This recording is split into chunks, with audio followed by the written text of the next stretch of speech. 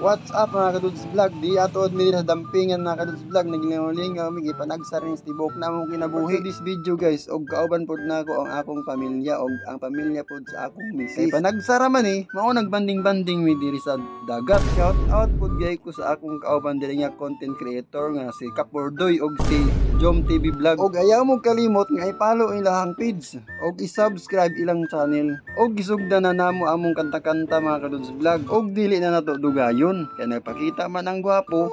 Alabira, ug wala ko mag-expect nga naay mga talent ni akong mga kauban diri. Na isa ka singer, na ako isa ka dancer. Shout out po ko sa pagumangko ni Mrs. nga si Jipoy Sipat.